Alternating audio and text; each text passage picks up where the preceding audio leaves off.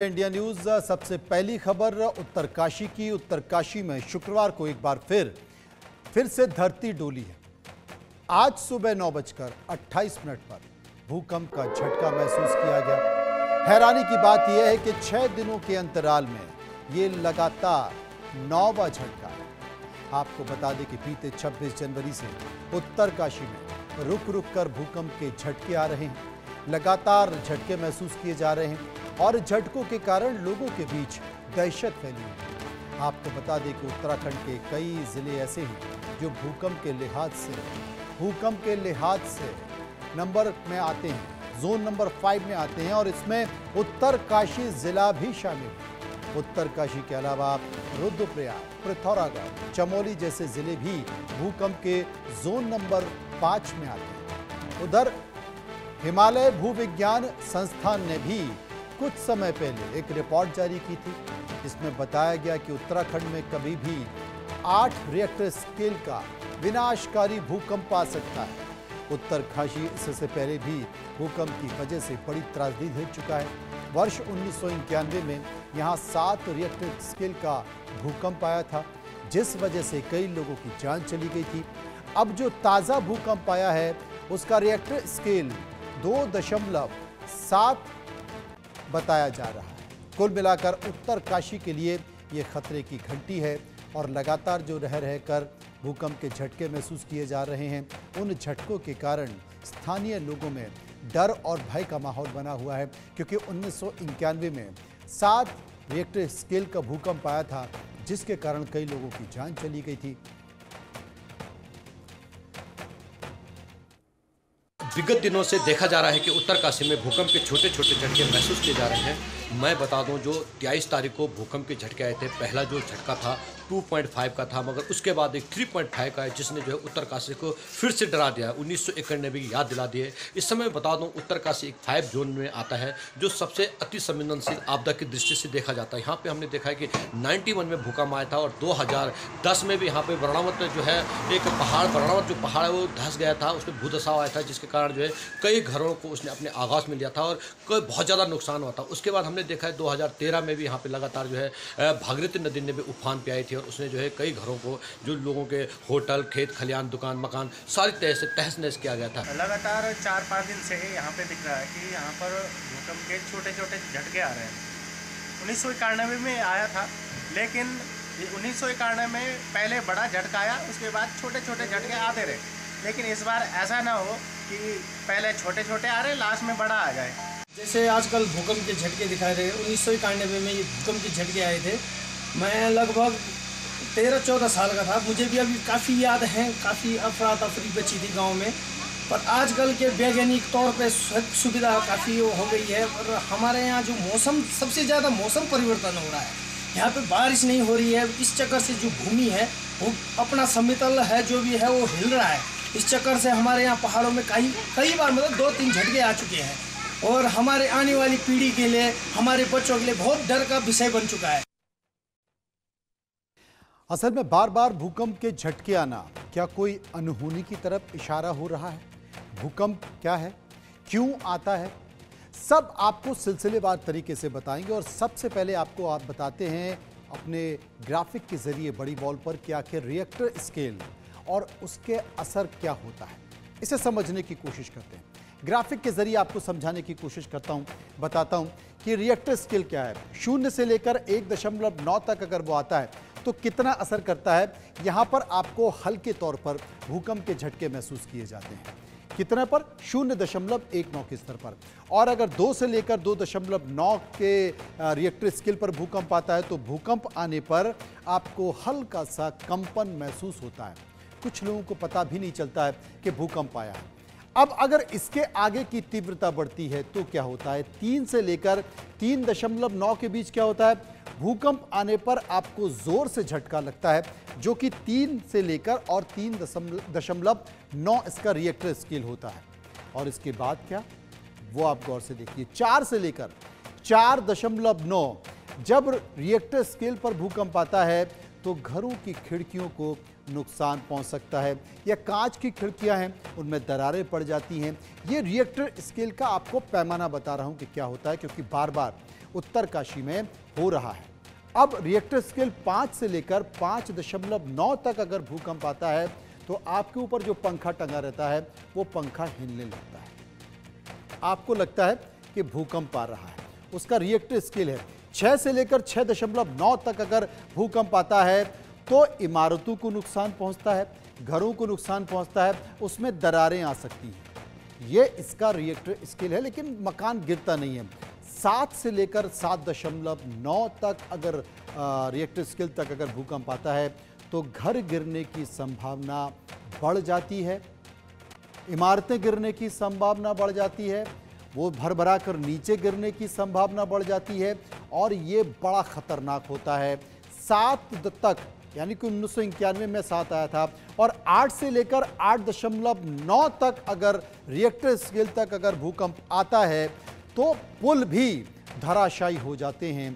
पूरा जो नीचे स्केल्स में कई सारी प्लेट्स होती हैं, उन प्लेटों को आपस में टकराव होता है और वो बहुत कई किलोमीटर तक जाकर असर करती हैं और वहाँ पर बड़े बड़े पुल तबाह हो जाते हैं। और अगर 9 या फिर 9 से ज़्यादा रिएक्टर स्केल पर भूकंप आता है तो फिर ये भयंकर तबाही का संकेत होता है।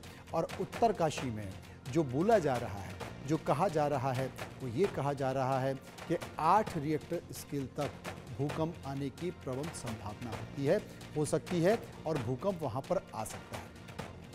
अब रिएक्टर स्केल क्या होता है ये समझने की ज़रूरत है।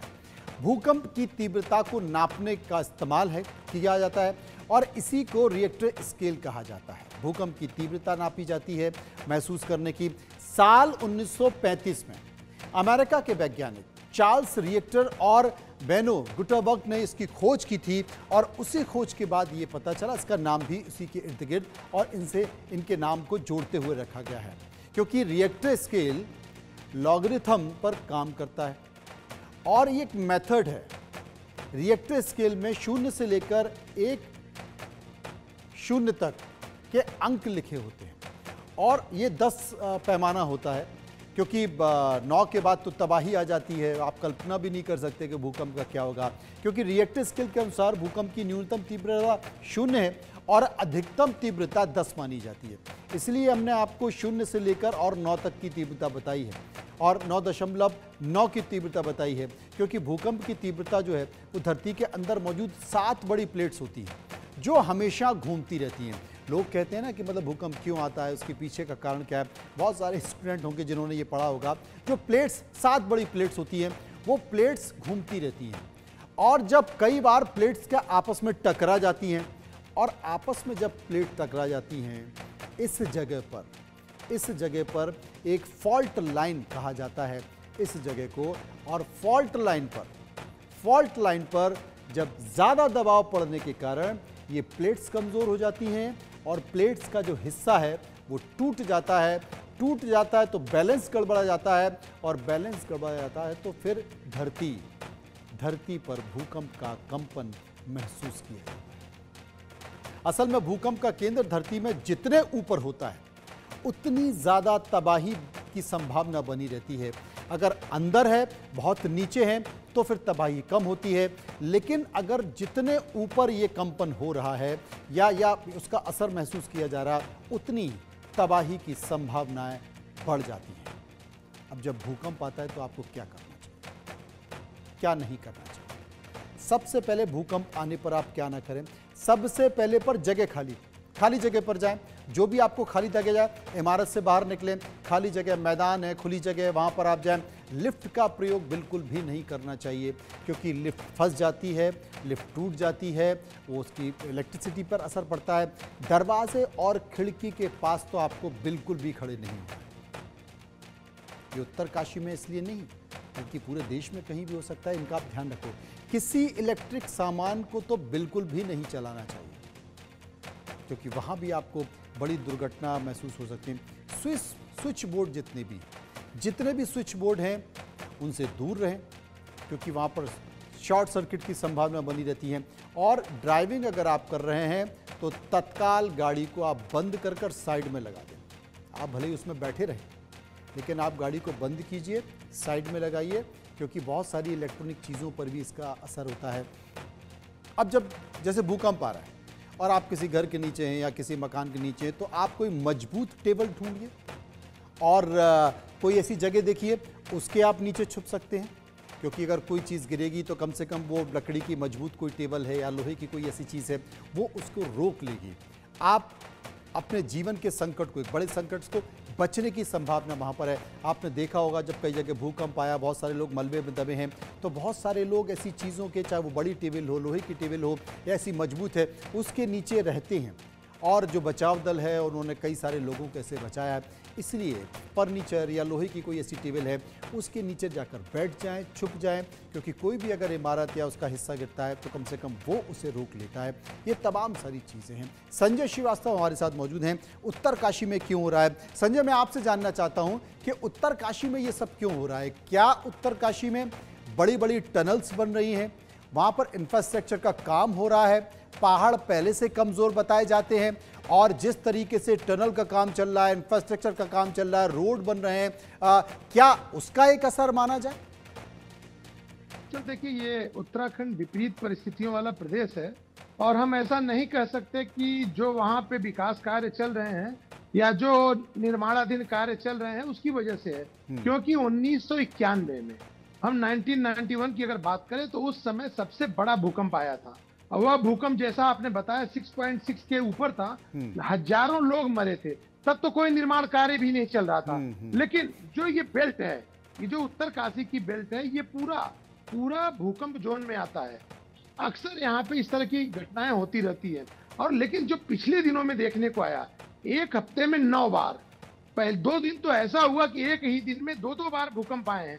तो ये जो डर का माहौल है वहां पे, क्योंकि लोग 91 फेस कर चुके हैं और जिस समय 91 में भूकंप आया था उस समय वहां न ये सरकारें इस तरह की होती थी, न बचाव कार्य हो पाता था, न राहत कार्य हो पाता था। तो इस समय वहां के जो लोग हैं जिस तरह से जीने को, मतलब आप समझ सकते हैं कि डरे हुए होंगे। रात को इस समय 8-8 घंटे की ड्यूटी लगा रहे हैं लोग कि 8 घंटे 2 आदमियों की ये टीम रहेगी, फिर दिन में ये रहेगी।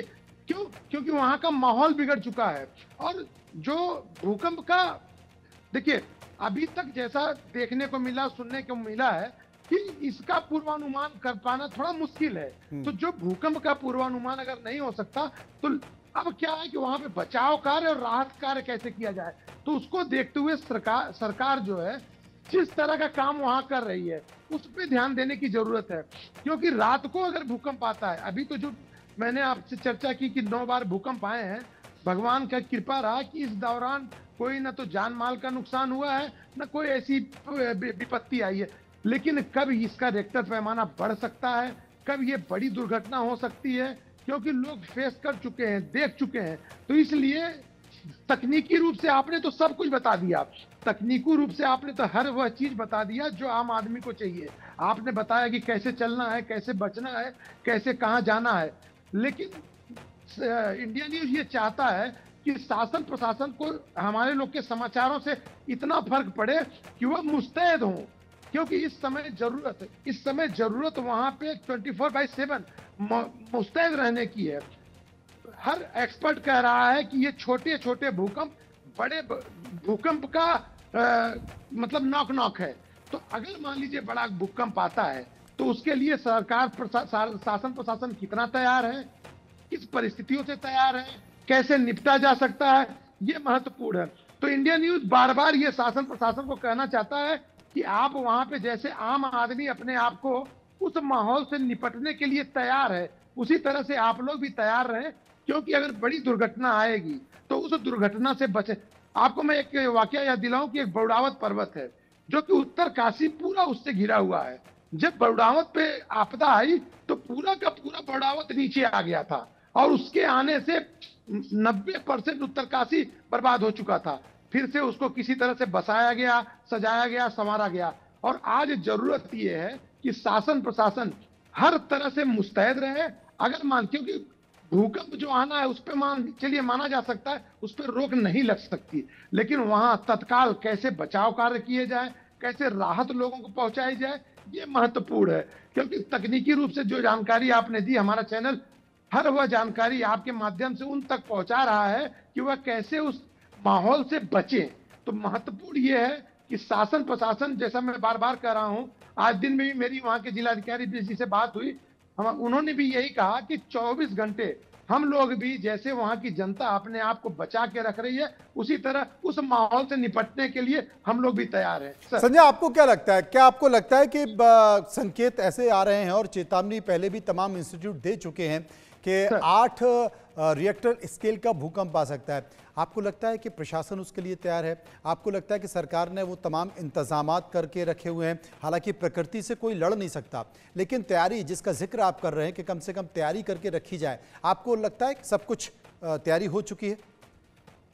सर, मैं आपका जवाब दूं उससे पहले एक छोटी सी चीज मैं बताऊंगा कि ये, जैसा मैंने आपके प्रश्नों के जवाब में शुरू किया था, ये विपरीत परिस्थितियों वाला प्रदेश है और इस विपरीत परिस्थितियों वाले प्रदेश में विकास कार्य को आम प्रदेशों की तरह किया जा रहा है, जैसा दिल्ली में होना चाहिए, यूपी में होना चाहिए, बिहार में, और वह नुकसानदायक हो रहा है। पहाड़ को जिस तरह से काटा गया है, पेड़ों को जिस तरह से काटा गया है, जो ऑल वेदर रोड बनाई गई है, कहीं ना कहीं यहाँ के लोग हैं, यहाँ की जो जनता वो ये मानती है, ये जो अनैतिक रूप से कह लीजिए या अनर्गल रूप से पहाड़ काटे गए हैं, पेड़ काटे गए हैं, कहीं ना कहीं वह इसके कारण हो सकते हैं। अब आते हैं शासन की तैयारी पे। शासन प्रशासन कितना भी मुस्तैद हो, ये तो आप भी जानते हैं कि उत्तराखंड विपदाओं का और आपत्तियों का प्रदेश बन चुका है। हर साल यहाँ पे घटनाएं दुर्घटनाएं होती रहती हैं। आपने देखा होगा इस बार चारधाम यात्रा हर 10 दिन पे रोकनी पड़ी। 2013 में इंडिया की सबसे बड़ी आपदा आई, लेकिन शासन प्रशासन उससे सजग नहीं है, सीखता नहीं है। आपने ठीक कहा कि शासन प्रशासन उससे नहीं सीखता है और कहीं ना कहीं विकास भी इसके लिए जिम्मेदार है। बेतरतीब विकास किया जा रहा है उस तरीके से लिए ये जानते हुए, ये समझते हुए कि ये बहुत ही संवेदनशील प्रदेश है और कम से कम दूसरे तमाम राज्यों की तरह यहाँ पर अंधाधुंध विकास न किया जाए, और अगर विकास किया भी जाए तो यहाँ की प्रकृति को, यहाँ के पहाड़ों को, इस प्रदेश को ठीक से महसूस किया जाए। बहुत बहुत शुक्रिया करेंगे संजय श्रीवास्तव का जो हमारे साथ बने हुए थे। आगे बढ़ते हैं और बात कर लेते हैं